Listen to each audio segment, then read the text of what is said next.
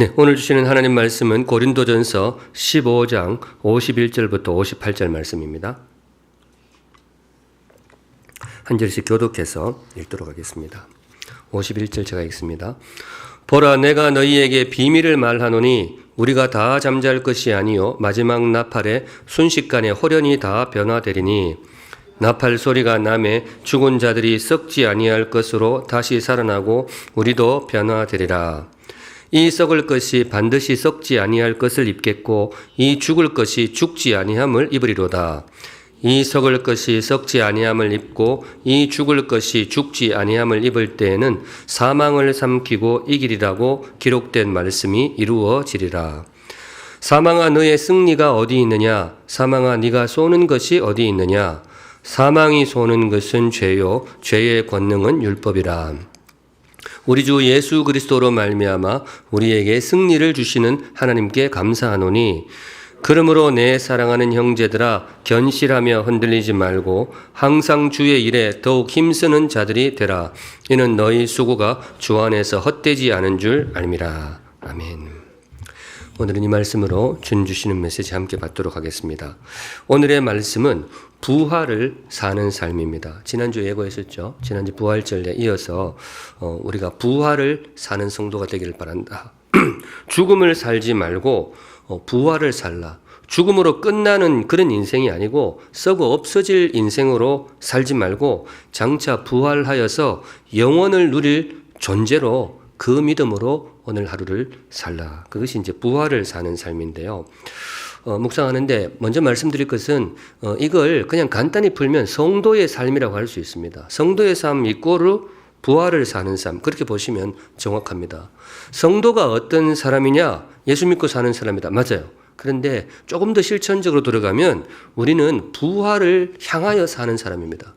내 삶의 존재가 죽음으로 끝나지 않고 나는 죽음 넘어서 부활할 것이다. 그 부활을 바라보며 살아가는 사람, 그 사람이 누구냐? 그 사람이 바로 저와 여러분 성도가 되겠습니다. 오늘 그 믿음을 성경이 고백하고 있는데요. 51절에 보시면 보라, 내가 너희에게 비밀을 말하노니, 사도 바울이 비밀 한 가지를 말하겠다는 거예요. 우리가 다 잠잘 것이 아니요 마지막 나팔에 순식간에 호련히 다 변화되리니. 여기서 우리가 다 잠잘 것이 아니요, 잠이라고 이야기하는데 사실상 지칭하는 바는 뭔가 하면 죽음입니다. 그런데 죽음을 사도 바울이 의도적으로 잠이라고 표현하고 있어요. 이유가 깨어날 거니까. 죽음하고 잠이 다른 게 무의식으로 들어가지만은 죽음은 안 깨어나지만은 잠은 깨어난단 말이죠. 그래서 사도 바울은 그것을 믿기 때문에 의도적으로 잠이라고 하고 있습니다. 그때에 나팔 소리가 나매 죽은 자들이 썩지 아니할 것으로 다시 살아나고 우리도 변화될 것이다. 53절 같이 읽습니다. 시작. 이 썩을 것이 반드시 썩지 아니할 것을 입겠고 이 죽을 것이 죽지 아니함을 입으리로다. 오늘 말씀이 뭔가 하면 우리는 죽음으로 끝나지 않을 것이다. 죽고 몸이 썩는 순간이 오겠지만은 그러나 우리는 다시 살아날 것이고 그때는 우리 몸이 변화될 것이다. 어떻게 변화되느냐? 썩을 것이 썩지 아니할 것을 입을 것이다. 지금 우리 육신은 나중에 썩게 될 것입니다. 그런데 다시 부활할 때는 썩지 않을 몸으로 부활하게 될 것이다. 또 이 죽을 것이 죽지 아니함을 입으리로다. 우리 죽을 거예요. 다 죽을 거예요. 그런데 다시 부활하는 그날은 죽음을 이기는 영원한 몸으로 부활하게 될 것이다. 이게 이제 성경의 가르침입니다. 근데 성도님들, 방금 읽은 말씀, 이 말씀을 여러분들이 혹시 믿으시는지요? 네, 이 말씀을 믿으시는지요? 네, 그 믿음으로 사시면 좋겠어요. 그게 신앙입니다. 그게 성도의 삶입니다. 성도의 삶이 뭐냐? 이 21세기 첨단 과학 시대에 부활을 믿고 사는 거예요. 바깥에서 이상하게 볼 수도 있는데 이 21세기 과학 시대에 우리는 영원을 꿈꾸며 사는 거예요. 그게 바로 부활을 향하여 사는 삶, 그게 바로 성도의 삶입니다. 구체적으로 어떤 삶이냐? 오늘은 4가지 준비했는데요. 오늘 성경 말씀을 쫓아서 부활을 믿고 나는 부활을 향하여 살아가겠다. 이걸 어떻게 구체적으로 실천할 수 있는지 마음에 새겨서 성도님들, 저와 여러분 오늘부터 이미 우리가 죽음을 향하여 사는 것이 아니고 무엇을 향하여? 부활을 향하여 살아가는 귀한 성도들 되시기를 주님의 이름으로 축복합니다. 아멘. 들어갑니다. 우선 첫째, 부활을 향하여 사는 삶이 뭐냐? 예배하는 삶입니다. 약간 싱거울 수는 있어요. 부활을 향한 삶, 거창할 것 같은데 결론이 예배하는 삶이다. 그런데 사실이 그렇습니다. 부활을 향해 사는 그 첫 걸음이 뭐냐? 이 예배입니다. 오늘이 주일이기 때문에 우리가 다 예배드리러 나왔는데요. 성도님들, 우리가 왜 주일날 예배를 드릴까요?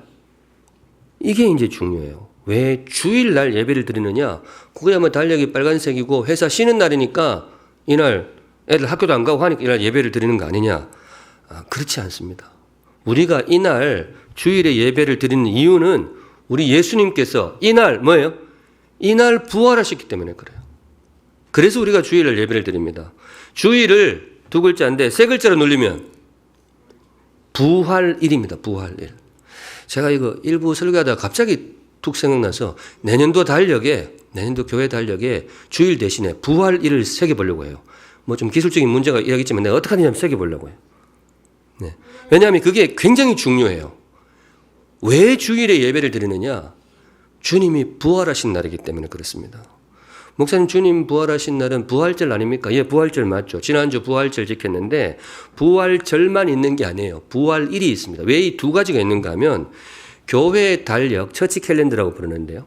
교회의 달력은 연주기 달력이 있고 주간주기 달력이 있어요. 우리의 날짜가 돌아가는데 연단위 이얼리 사이클 돌아가는 게 있고요. 또 위클리 사이클 한 주간 단위로 돌아가는 그런 게 있습니다. 전통적으로 교회 달력은 이 두 사이클로 돌아가게 되는데 연주기 1년 단위 주기에 따르면 예수님이 언제 부활하셨느냐? 지난주 부활주일날 부활하셨어요. 그래서 우리가 1년에 그 한 주를 부활절로 지키게 됩니다. 그런데 그것만 있는 게 아니에요. 연주기만 있는 게 아니고 일주일 단위 주간 주기가 있거든요. 이 일주일 단위에서는 예수님이 어디에 언제 부활하셨느냐? 예, 오늘 부활하셨어요. 주일. 그런 의미에서 성도님들 주일 예배는 그 자체로 하나의 신앙 고백입니다. 주일 예배가 뭔가 하면 부활 신앙을 고백하는 거예요. 그냥 모르고 예배 드리고 오셨을 수 있는데 지금부터는 정확하게 아세요. 주일 예배는 부활 신앙을 고백하는 행위입니다. 왜 주일에 예배 드린다고요? 예수님이 이날 부활하시기 때문에 그래요. 신앙을 담아내는 그릇이 다양합니다. 우리의 신앙을 담아내야 되는데 입술의 고백에 담을 수도 있어요. 우리가 신앙 고백할 때 사도신경 할 때 거기다가 우리의 신앙을 담는 거죠. 네, 고백의 그릇 좋습니다. 그런데 신앙을 음식에다가 담는 경우도 있어요. 나는 예수 믿는 사람이기 때문에 어떤 음식은 먹지만 어떤 음식은 나는 먹지 않겠다. 정말 귀한 신앙이에요. 무슬림들이 가는 곳마다 사람이 어느 정도 차면 할랄 음식이라고 그렇게 가게가 생기잖아요. 그분들이 이제 자신들의 신앙을 따라서 어떤 특정한 음식만 먹게 되죠. 사실 굉장히 큰 의미가 있어요. 자기의 신앙을 매일 먹는 음식을 통해서 담아낸다는 것. 참 큰 힘이 있습니다. 예, 성도님들, 여러분에게도 그런 음식이 있다면 참 귀한 신앙이에요. 나는 예수 믿는 사람이기 때문에 이런 건 안 먹는다. 정말 귀한 신앙입니다. 그런데 음식만 있는 것이 아니고 우리의 신앙을 담아내는 그릇 중에 시간의 그릇도 있어요. 내 삶의 타임 스케줄에 내 신앙을 담아내는 거죠. 전통적으로 교회는 이 그릇을 굉장히 중시했습니다. 그것을 절기를 지켜야 된다. 구약 성경에도 많이 나오거든요. 절기를 지키는 거예요. 그 절기가 뭐냐? 시간 스케줄에다가 내 신앙을 담아내는 거죠. 교회 달력도 그렇게 나오게 되는데 지금 우리 온 세계가 일주일 7일 단위 일주일 스케줄을 온 세계가 다 지키고 있잖아요. 근데 이게 사실 굉장히 특별한 의미가 있는데 바깥 분들 잘 모를 수 있는데 이 자체가 어떤 신앙 고백을 담고 있어요. 기독교 신앙입니다. 무슨 신앙일까요? 창조 신앙입니다. 창조 신앙. 일주일이 왜 하필 7일이냐? 6일로 일주일 할 수도 있잖아요. 6일. 또 8일도 가능하잖아요. 합의만 된다면 가능하단 말이죠. 그리고 우리 예전에 조상들은, 우리 어른들은 1년에 24절기가 있었잖아요. 24. 1년에 24. 보름마다 하나의 절기가 오는 거죠. 보름 단위로 사셨던 것 같아요. 우리 조상들은. 그렇게 할 수도 있단 말이에요. 사회적 합의만 있으면 얼마든지 할 수 있어요. 그런데 하필 지금 온 세계가 왜 시간 구획을 일주일 단위 7일 한 주간 구획으로 살아가고 있느냐? 이 기초가 사실은 여러분들이 잘 아시는 창세기입니다. 창세기 때문에 그래요. 하나님께서 천지 만물을 창조하실 때에 6일간 창조하시고 제7일째 뭐예요? 쉬셨잖아요. 그 스케줄을 여기다 담아낸 거죠. 사실 안 믿는 분들은 이렇게 왔는지를 잘 모를 수도 있어요. 별로 의미를 생각 안 하는데, 근데 지금 이 자리에 계신 성도님들은 그거 알고 사셔야 돼요. 우리가 왜 일주일 단위로 살아가느냐? 이 자체가 하나의 신앙 고백이에요. 하나님이 이 세상을 창조하셨다. 그 고백을 담아내고 있는 겁니다. 그런데 이 일주일 단위 삶 속에 창조 신앙만 있는 게 아니에요. 오늘 하나 더 들어갑니다. 부활 신앙이 담겨 있습니다. 다시 한번 말씀드립니다. 성도님들, 우리가 왜 주일날 예배를 드린다고요? 예수님이 이날 부활하셨기 때문에. 이거 꼭 마음에 새기고 사시면 좋겠어요. 부활을 신학적으로는 이렇게 부르기도 합니다. 재창조. 창조에 이은 재창조. 죄로 인해 이 세상이 타락해버렸단 말이죠. 그래서 주님이 오셔서 다시 한번 새롭게 하시는데 부활을 통해서 이 세상을 재창조하셨다. 신학자들은 그렇게 정리합니다. 사망 권세 가득하던 세상을 주님께서 새롭게 하신 부활의 날, 그날이 주일이고, 그래서 우리는 다른 날 제껴두고 주일날 주님을 예배합니다. 여기까지 하고 제가 우리 성도님들 마음속에 좀 세게 드리고 싶어요. 성도님들 주일을 꼭 지키시기 바랍니다. 네, 주일날 꼭 예배하시면 좋겠어요. 어떤 분들은 그런 이야기 하기도 해요. 주님을 예배하면 되지, 예배하는 태도가 중요하지, 날짜가 그렇게 중요하냐, 뭐 날짜에 좀 이렇게 융통성 있게 하면 되지 않냐. 뭐 영 틀린 말은 아니에요. 그렇게 생각할 수도 있어요. 그런데 예배의 기본 원칙에 어긋납니다. 예배의 기본 원칙이 뭔가 하면 내가 원하는 예배가 아니라 주님이 기뻐하시는 예배입니다. 우리가 주님을 예배하잖아요. 주님이 우리한테 맞추는 게 아니고 누가? 우리가 주님께 맞추는 것이 진짜 예배의 원칙이에요. 그러니까 내가 이제 일주일 사는데 나는 막 목요일이 편해. 이날 예배하겠다. 그거는 내가 이날 픽스 할 테니까 하나님 이쪽에 이날 오셔서 예배 받으세요. 이거는 사실 진실한 예배자의 자세는 아니에요. 혹시 여러분들이 삶의 스케줄 중에 주일날 예배하기가 버거운 분들도 있을 수 있어요. 요즘 현대사회가 복잡하니까. 그런데 제가 꼭 권면드리고 싶은 것은 그래도 주일날 예배를 지키시면 좋겠어요. 왜냐? 그게 예배예요. 내 스케줄이 좀 깨지고 주님께 의미 있는 날, 주님이 정하신 날, 그날을 예배일로 지키는 것은 예배에 있어서 굉장히 중요합니다. 그래서 주일이 참 중요해요. 주일 예배. 구약 시대에는 창조 신앙을 고백하면서 토요일이죠. 유대인들은 안식일 토요일에 예배했어요. 구약 신앙, 그 창조 신앙을 고백한 거 맞았어요. 그런데 지금은 새로운 시대가 열렸어요. 재창조, 부활의 시대가 열렸단 말이죠. 그래서 우리는 주님이 부활하신 주일날 모여서 주님을 예배합니다. 주일을 소중히 여기시면 좋겠어요. 이 주일 예배를 통해서 부활 신앙을 고백하면서 오늘도 부활을 살아가시는 복된 인생 되시기를 주님의 이름으로 축복합니다. 아멘. 두 번째, 부활을 사는 삶이 어떤 삶이냐? 두 번째는 거룩을 추구하는 삶입니다. 성도로서 거룩을 추구하며 사는 거예요. 하루하루 나도 거룩하게 살려고 애쓰며 살아가는 것, 이게 부활을 사는 삶입니다. 부활을 믿고 산다는 것이 어떤 신비한 뭐 그런 게 아니에요. 성도의 삶을 살려고 애를 쓰는 거예요. 왜 우리가 거룩하게 살려고 하느냐? 성경이 대답하는 이유가 그거예요. 우리는 죽어서 썩어 없어질 육신이 아니고 우리는 다시 부활할 거룩한 존재니까. 55절에 보시면 사망아 너의 승리가 어디 있느냐? 사망아 네가 쏘는 것이 어디 있느냐? 사도 바울이 주님을 대신해서 사망을 조롱하는 거예요. 죽음을 향해서 조롱하는 그런 선언을 하고 있습니다. 56절에 사망이 쏘는 것은 죄요. 참 묘한 구절인데요. 여기 쏘는 것이 뭔가 하면 전갈의 독침이 있잖아요. 고대시대 전갈 아마 피해가 많았던 모양인데 전갈의 독침을 사망이 쏘는 것 이렇게 번역했어요. 그냥 원칙적으로 번역하면 사망의 독침은 죄요. 이렇게 읽으시면 돼요. 그런 뜻입니다. 이게 무슨 뜻인가 하면 사망이 우리 인생을 집어삼켰단 말이죠. 우리가 지금 사망 권세 하에 들어가 있었단 말이죠. 사망이 우리를 집어삼킬 때 그 사용한 독침이 뭐였느냐? 독침이 뭐였다고요? 그게 죄였다는 거죠. 전갈이 독침을 찔러가지고 그 먹잇감을 낚아채듯이 사망이 죄를 찔러가지고 인생을 낚아채었다. 그런 의미입니다. 성경이 가르쳐주는 인류의 안타까운 역사죠. 아담이 죄를 범함으로 사망의 권세 안에 들어가게 되었습니다. 근데 저는 이 구절 사망의 독침은 죄다, 이걸 거꾸로 저는 이런 의미도 있다고 봐요. 사망에 속한 사람은 죄의 삶을 산다. 사망하고 죄는 항상 같이 붙었잖아요. 성경에 보면. 왜냐하면 죄를 통해서 사망에 이르고 사망에 사로잡힌 사람들은 그 사망의 법칙에 맞게 죄를 지으며 살아가는 거죠. 항상 단짝처럼 그렇게 움직이게 되어 있습니다. 그렇다면 우리는 오늘 다짐하고 있잖아요. 나는 사망을 향하여 사는 것이 아니고 무엇을 향하여? 부활을 향하여 나는 살고 싶다.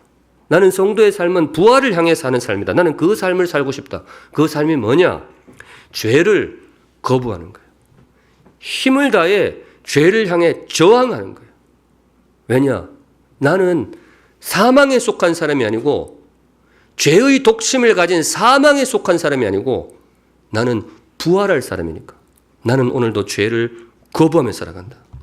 성도님들, 이게 부활을 향하여 살아가는 삶입니다. 저와 여러분의 모습이 되기를 주님의 이름으로 축복합니다. 네.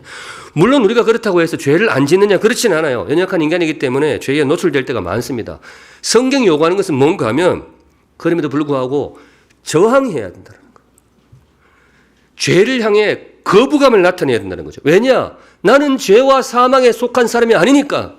나는 부활에 속한 사람이니까 죄와 사망에 대해서 거부감을 표시하며 살아갔으면 좋겠다. 죄와 각을 세우면서 다시 한번 거룩을 다짐하면서 그렇게 살았으면 좋겠다. 사망에 속한 사람은 어떻게 살아가느냐? 지난주에 잠시 묵상했는데요. 32절이 그 말입니다. 죽은 자가 다시 살아나지 못한다면 내일 죽을 터이니 먹고 마시자 하리라. 간단히 말하면 이거예요. 사망에 속한 사람은 지멋대로 살아라. 왜냐? 어차피 죽을 인생 뭘 아끼겠어요? 죽어 썩을 육신 아끼긴 뭘 아끼겠어요? 죽을 인생이라면 죽었다가 다시 살아나지 못한다면 사망밖에 없다면 나는 사망에 속한 사람이라면 그냥 죄 속에 자기 마음대로 사는 것이 맞아요. 그쪽 세계의 법칙이에요. 그런데 우리 주님께서 말씀하시기를 내 백성은 그렇게 살지 않았으면 좋겠다. 요 바로 다음 구절에 나오는 33절이 주님께서 이렇게 말씀하십니다. 33절에 뭐 하지 말라? 속지 마라. 그 거짓에 속지 마라. 너희들의 인생의 끝은 사망이 아니다. 그러니까 사망에 속한 사람처럼 죄짓고 살지 마라. 속지 마라. 악한 동무들은 선한 행실을 더럽힌다. 그런 악한 동무들에게 속지 마라. 그렇다면 너희들은 어떻게 사느냐? 34절 같이 읽습니다. 시작. 깨어 의를 행하고 죄를 짓지 말라. 하나님을 알지 못하는 자가 있기로 내가 너희를 부끄럽게 하기 위하여 말하노라. 깨어서 의를 행하고 죄를 짓지 마라. 이유가 뭐냐? 너희들은 부활할 거니까. 너희들은 사망에 속한 사람이 아니고 부활에 속한, 부활을 향하여 사는 사람이기 때문에 최선을 다해서 죄를 향해 저항하고 거룩을 추구하며 살아가라. 부활의 삶, 성도의 삶 같은 말이라고 제가 초두에 말씀을 드렸는데요. 우리가 이미 사실은 실패할 때도 있지만 부활의 삶을 살고 있는 거예요. 성도답게 나도 좀 거룩하게 살고 싶다. 성도님들 그렇게 계속해서 사시기 바랍니다. 그게 부활을 향하여 사는 삶입니다. 자, 세 번째, 부활을 향하여 사는 삶이 무엇이냐? 오늘 아까 본문이 고린도전서 15장이었는데 이 본문이 가장 강력하게 우리에게 권면하는 삶이 하나 있어요. 낙심하지 않는 삶입니다. 성경의 가르침은 그래요. 네가 정말로 부활을 믿느냐? 네가 정말로 부활을 믿느냐? 그렇다면 낙심하지 마라. 그 어떤 순간에도 낙심하지 마라. 왜냐? 너는 뭐 할 거니까? 부활할 거니까. 논리가 맞습니까? 예, 오늘 성경이 우리에게 강하게 새겨주는 말씀입니다. 아까 오늘 읽었던 본문이 고린도전서 15장 51절부터 58절까지 읽었는데요. 그 절수가 굉장히 길죠. 58절까지 있어요. 그런데 고린도전서 15장에 별칭이 하나 있어요. 부활장입니다. 성경마다 중요 내용을 담고 있을 때는 별명을 하나 붙이기도 하는데 고린도전서 13장 아시죠? 사랑장입니다. 고린도 13장은 사랑에 대해서 많이 이야기하고요. 15장은 부활에 관한 가르침을 아주 집약적으로 모아놨어요. 내용이 굉장히 많아요. 이것도 마음 먹고 설교하지만 한 5주, 6주 정도는 해야 돼요. 제일 먼저 예수님의 부활을 선포합니다. 고린도전서 15장에 한번 나중에 쭉 읽어보세요. 그리고 부활하신 주님을 만났던 증인들을 쭉 소개를 해요. 그리고 부활의 원리도 나와요. 고대의 언어지만은 사도 바울이 이 고대 사람들에게 부활을 어떻게 가르쳐 줄까? 씨앗 비유를 해요. 너네 씨앗 한번 봐라. 밀알 같은 거 뿌리면 씨앗이 겉복이 어떻게 돼요? 썩는단 말이죠. 썩는데 거기서 싹이 나온다. 그거 봐라. 우리가 죽지만 다시 부활할 것이다. 아마 고대 시대의 그 형편에 맞게 그렇게 부활의 어떤 원리들을 소개해 줍니다. 심지어 이런 것도 나와요. 부활의 그날 그 광경을 스케치해 줘요. 주님이 다시 오셔서 우리에게 부활이 일어날 때 이런 일이 일어날 거야. 뭐 그런 것도 조금 생동감 있게 보여줍니다. 이렇게 쭉 고린도전서 15장은 부활에 관한 내용들을 총망라하고 있는데, 그런데 그 결론이 뭐냐? 제가 이 말씀 드리려고 둘러봤어요. 이 쭉 부활에 대해서 소개했는데 고린도전서 15장이 우리의 가슴에 팍 새겨주는 마지막 결론이 뭐냐? 결론이 중요하잖아요. 58절. 아까 읽었는데요. 같이 읽습니다. 시작. 그러므로 내 사랑하는 형제들아 견실하며 흔들리지 말고 항상 주의 일에 더욱 힘쓰는 자들이 되라. 이는 너희 수고가 주 안에서 헛되지 않은 줄 알미라. 이게 부활장 마지막 구절 결론입니다. 이걸 한 문장으로 정리하면 성경 읽을 때는 요약하는 것이 굉장히 의미가 있거든요. 이 쭉 긴데 한 문장 요약하면 저는 그렇게 정리했어요. 낙심하지 마라. 흔들리지 마라. 왜 그런가 하면 성도의 삶을 살다 보면 낙심이 될 때가 있거든요. 그냥 막 사는 게 아니고 우리는 성도로서 누구나 부족하지만 성도로서 참 귀한 삶을 살려고 애를 쓴단 말이죠. 그런데 그러다 보면 내가 꼭 이렇게 살아야 되나? 내가 무슨 영화를 보게 또 이렇게 살아야 되나? 그런 낙심이 찾아올 때가 있단 말이죠. 그런데 부활장을 쭉 이야기해 놓고 결론이 그거예요. 낙심하지 마라. 왜냐? 너의 삶은 절대로 헛되지 않을 것이다. 왜냐? 너는 반드시 뭐 할 거니까? 부활할 거니까. 죽음으로 끝날 것 같으면 뭐하러 섬기고 뭐하러 그렇게 애쓰고 그렇게 하겠어요. 그냥 대충 살다가 끝나버리는 거지. 그런데 성도의 헌신과 성도의 희생 절대로 헛되지 않을 것이다. 부활할 거니까. 19절에 조금 재미있는 말씀이 나오는데요. 사도 바울 고린도전서 15장 19절 같이 읽습니다. 시작. 만일 그리스도 안에서 우리가 바라는 것이 다만 이 세상의 삶뿐이면 모든 사람 가운데 우리가 더욱 불쌍한 자이리라. 사도 바울이 이야기하는데 자기 삶을 쭉 한번 들어보면서 만일에 이게 그거예요. 부활이 없다면 이거잖아요. 이 세상의 삶뿐이라면 만일에 부활이 없으면 어떻게 되지? 사도 바울이 한번 상상을 해본 거죠. 만일에 부활이 없으면 어떻게 되는 거지? 결론이 뭐예요? 세상에서 내가 뭐예요? 제일 불쌍해. 재미있는 말인데 성도님들 부활이 없다면 제일 불쌍해. 이런 인생을 뭐라고 불러야 될까요? 그게 사실은 성도의 삶이죠. 그게 정말 영원토록 빛날 삶이죠. 우리가 순간순간 어떤 선택을 하며 살아가는데 성도님들 이런 상상을 해보시면 좋겠어요. 여러분들의 삶의 여러 목록 중에 이거는 말이지 만일에 부활이 없다면 내가 참 헛짓했어. 그런 일들이 꼭 있기를 바랍니다. 그게 어떤 면에서는 진짜 성도의 삶이에요. 부활이 없다면 내가 이렇게 진짜 쓸데없는 짓 했어. 부활이 없으면 내가 진짜 하등 쓸데없는 짓을 했어. 그런데 그게 그런 목록들이 꼭 있기를 주님의 이름으로 축복합니다. 그게 부활을 사는 거예요. 사도 바울이 그렇게 살았어요. 사도 바울은 좀 과하게 살았죠. 사도 바울은 부활하신 예수님을 만난 이후 자신의 모든 삶을 송두리째 들어가지고 부활의 기초 위에 쌓기 시작합니다. 모든 삶의 지침을 부활 위에 세웠어요. 부활을 바라보면서 하는 거죠. 그러니까 어느 날 생각해 보니까 만일에 부활이 없으면 자기 삶은 뭐예요? 너무 허망한 거죠. 그런데 오늘 주시는 말씀이 절대로 허망하지 않다. 왜냐? 반드시 사도 바울과 너희 모두는 뭐예요? 부활할 거니까. 성도 여러분, 낙심하지 말고 부활의 삶을 살아가시기를 주님의 이름으로 축복합니다. 네. 우리의 어떤 신앙의 원리도 그렇지만은 우리 일상의 삶에도 이 지침은 굉장히 힘이 있어요. 살다 보면 힘겨운 일을 만날 때가 꽤 있잖아요. 성도의 삶에도 그래요.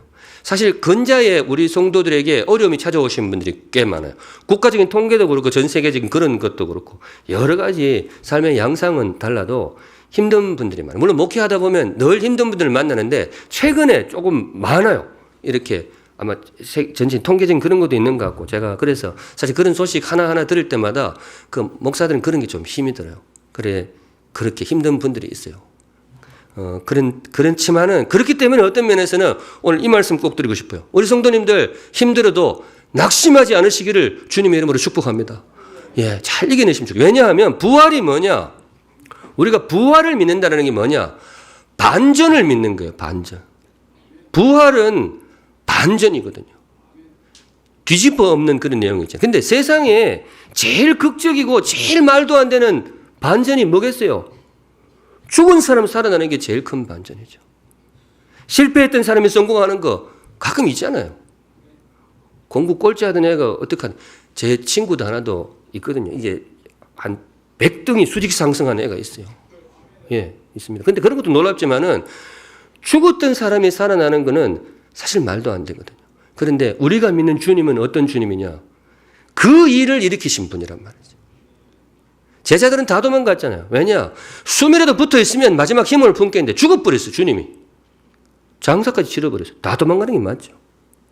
그런데 우리 주님은 그 칠흑같이 어두운 무덤의 그 바닥에서 부활하신 말도 안 되는 반전을 이루신 부활의 주님. 우리가 그분을 믿고 사는 거예요. 그러니까 우리 성도님들도 아무리 골짜기 바닥까지 내려갔더라도 낙심하지 않으시면 좋겠어요. 물론 이게 이제 목사가 참 그런 게 목사님도 한번 당해보세요. 저도 조금 뭐 그런 골짜기 몇 군데 해봤는데 제가 지나고 보니까 저는 그렇게 깊지는 않아요. 그때는 막 진짜 죽을 것 같이 힘들더라고. 근데 지나고 보니까 나는 그렇게 이렇게 그랬던 것 같은데 이게 사실 딱 나한테 닥칠 때는 이게 다른 사람의 닥친 거하고는 완전히 차원이 다르거든요. 잘 알아요. 그렇지만은 뭐 저도 저한테 하는 말이기도 하고 여러분들에게 하는 말이기도 하고 성도님들 낙심하지 마세요. 하루하루 반전의 주님을 믿고 부활의 주님을 믿고 하루하루 성도의 삶을 살아가시는 용기 있는 인생 되시기를 주님의 이름으로 축복합니다. 아멘. 마지막으로 짧게 정리하면서 설교 마무리하겠습니다. 부활을 사는 삶이 뭐냐? 이제 결국 이건데요. 예수를 붙드는 삶입니다. 예수님을 붙드는 거예요. 우리가 부활을 믿는다. 부활을 믿고 살잖아요. 그런데 우리가 부활을 믿는다는 것은 어떤 부활 현상을 믿는 게 아닙니다. 부활 법칙을 믿는 게 아니에요. 예수를 믿는 겁니다. 예수님이 부활이에요. 우리가 부활을 믿는 것은 내 몸속에 이전에 없던 부활 DNA가 들어왔다는 것이냐? 아니에요. 그런 거 없어요. 우리가 예수 안에 들어가게 되었다. 부활을 믿는 것은 오직 예수를 믿는 것입니다. 그래서 오늘 사도 바울도 마무리할 즈음에 예수님의 이름을 강하게 각인합니다. 57절 같이 읽습니다. 시작. 우리 주 예수 그리스도로 말미암아 우리에게 승리를 주시는 하나님께 감사하노니. 다시 한번 읽겠는데요. 승리 대신에 부활 넣어서 읽겠습니다. 시작. 우리 주 예수 그리스도로 말미암아 우리에게 부활을 주시는 하나님께 감사하노니. 네, 이거예요.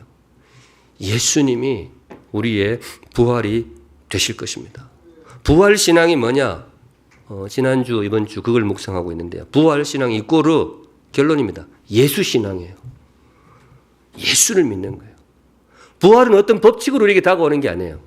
우리의 주님이신 예수 안에 부활이 있습니다. 그러니까 성도님들, 나도 부활의 삶을 살고 싶다. 예수 믿고 사시기 바랍니다. 예수님과 동행하면서 사시기 바랍니다. 나는 부활이요 생명이니 나를 믿는 자는 죽어도 살겠고 무릇 살아서 나를 믿는 자는 영원히 죽지 아니하리라. 네, 예수. 오늘 여기까지 보겠습니다. 부활에 대해서 쭉 이야기를 했는데요. 성도님들, 우리 네, 마지막으로 한 번만 확인할게요. 우리 사랑하는 성도님들, 여러분은 정말로 부활을 믿으십니까? 네, 꼭 믿고 사시면 좋겠어요. 우리 누구에게나 죽음이 분명히 찾아올 거예요. 저도 언젠가 제 장례식도 있겠죠. 그러나 그 장례식이 저의 존재의 끝은 아닙니다. 우리는 무덤 넘어 부활을 향하여 살아가는 사람입니다. 그러니까 그 신앙 품고 주일 예배 잘 들으세요. 주일 예배가 부활 신앙 고백의 제일 첫걸음입니다. 주일을 꼭 지키세요. 성도의 삶을 힘써 사시고 낙심하지 마시고 어떤 경우에도 우리 주 예수님 붙들고 하루하루 동행하시면서 승리하시는 참된 부활 신앙인이 되시기를 우리 주님의 이름으로 축복합니다. 아멘. 네, 함께 찬양하겠는데요. 설교는 제가 굉장히 힘있게 했는데 찬양은 굉장히 포시라고요. 그리고 행복 맞지? 네, 가사가 딱 우리 부활 신앙이에요. 찬양하시면서 마음에 새기시면 좋겠습니다. 부활 소망을 품은 사람으로서 내가 이렇게 살기를 원합니다. 고백하는 마음으로 찬양하겠습니다. 거룩하신 하나님 아버지, 오늘 주신 말씀 우리 성도들과 함께 마음에 새깁니다. 저와 우리 모든 샘물 성도들은 부활을 믿습니다. 예수님의 부활과 또 예수 안에서 우리도 부활할 것을 믿습니다. 힘겨운 순간에도 절대로 낙심하지 아니하고 성도의 삶을 힘을 다해 살아가며 부활을 향해 살아가는 귀한 인생들 되게 하여 주시옵소서. 아멘. 거룩하신 하나님 아버지, 오늘도 성도들 귀한 예물 주님께 올려드립니다. 성도들의 고백과 결단과 간구의 제목도 세밀하게 살펴주셔서 사랑하는 주의 백성들을 가장 복되고 존귀한 성도의 삶으로 인도하여 주시옵소서. 아멘. 지금은 우리 구주 예수 그리스도의 은혜와 하나님 아버지의 영원하신 사랑하심과 성령 하나님의 강하고도 세밀하신 임재하심이 부활을 믿고 오늘도 부활을 향해 믿음으로 살아가기를 소원하고 다짐하는 사랑하는 모든 샘물 성도들의 삶과 걸음 위에 이제로부터 영원까지 함께 계실지어다. 아멘.